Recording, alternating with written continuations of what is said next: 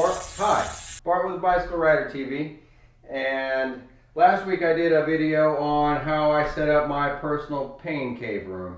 And when I'm saying pain cave room, that's just kind of a fancy name for a spare bedroom in my house that my wife and I put our some bicycles in and some trainers so we can do some training in the winter months or in the months when it gets dark early. And it's just exactly 7 o'clock. I got home from work and it's dark, it's cold, and it could possibly be raining outside shortly.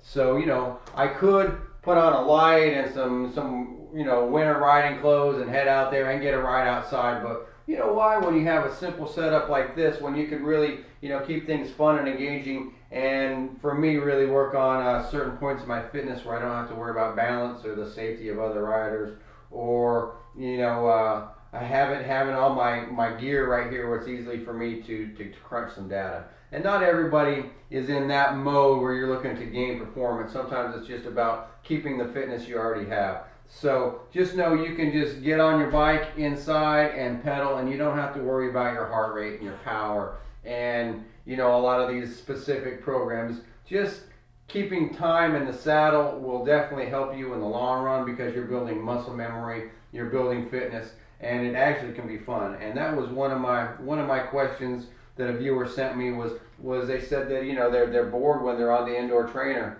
and they're asking me how I don't get bored, and it's because I keep engaged with either a video, a bicycle race, a movie, watch the news, really pay attention to specific training programs. There's a lot of ways to keep engaged, and so I asked them, "What are you doing?" And I said, "Well, I'm sitting on my bike spinning." But if you're sitting on your bike and just spinning and you don't have something maybe to keep you occupied, I could see how that might get boring.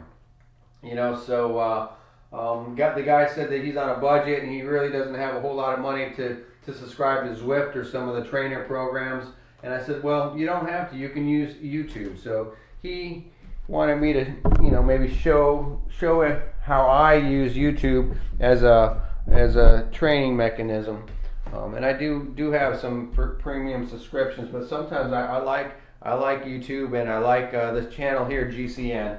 And there is a lot of cycling content on YouTube, so don't think you have to watch GCN. I seem to like it, and even when I'm getting my trainer set up in the evening, I usually keep it in the background. As I'm checking the air and putting the air in my tires and getting my spin clothes on and stuff. I keep it in the background just to kind of get my mind on cycling and off the day that I just had at the office. But let me show you how I go in here, and I'm just running Roku through running YouTube through Roku Player. So that was maybe a $30 purchase to get the Roku Player, and they've got an app on here called YouTube. And what I do is go into my YouTube, and sometimes I don't have the fastest Wi-Fi connection here, so I go to my favorite button over here, or my library, or subscriptions, and you can see I watch Global Cycling Network, so it's up at top. I click on that, and there is a lot of really engaging videos. I can watch YouTube and GCN.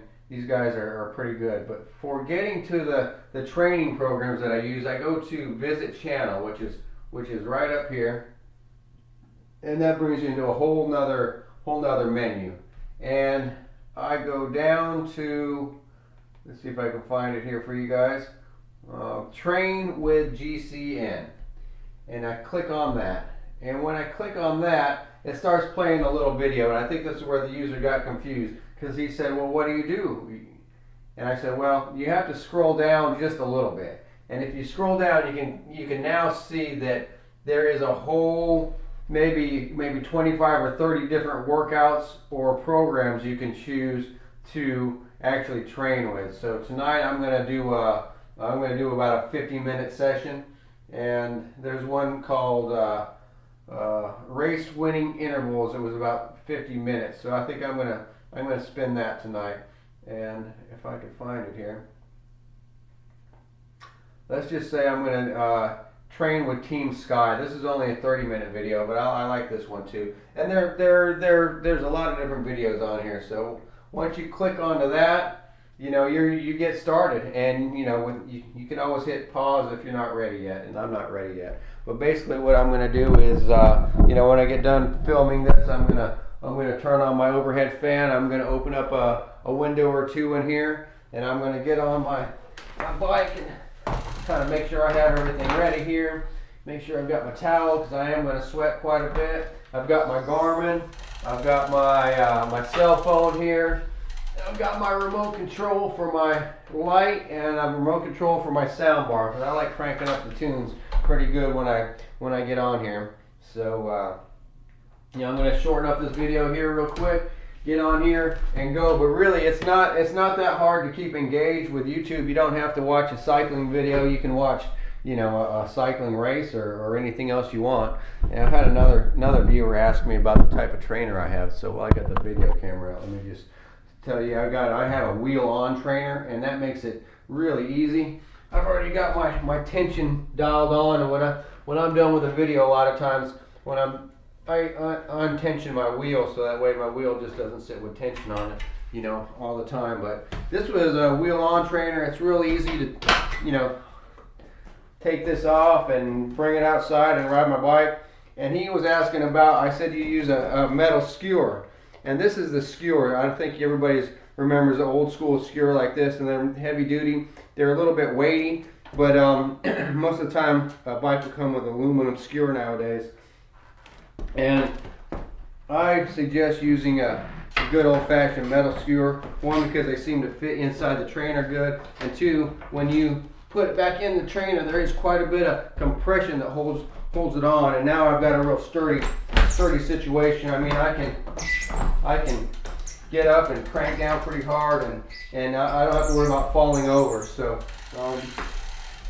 the metal skewer is a good thing to have.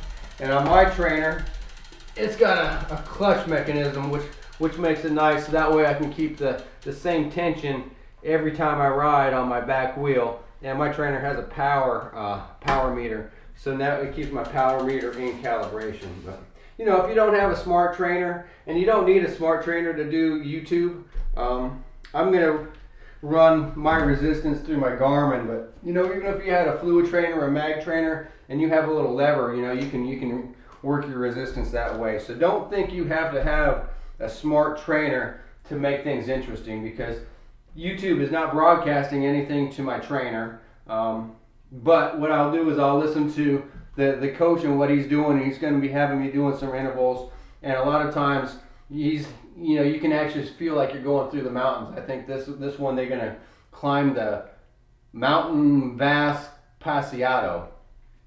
I know I probably butchered the pronunciations of that, but that is a mountain in France that these guys ride up and down. So, you know, it's real beautiful landscape, and it looks pretty. And when we're going up a little bit harder, I'll make my tension a little bit harder with my Garmin.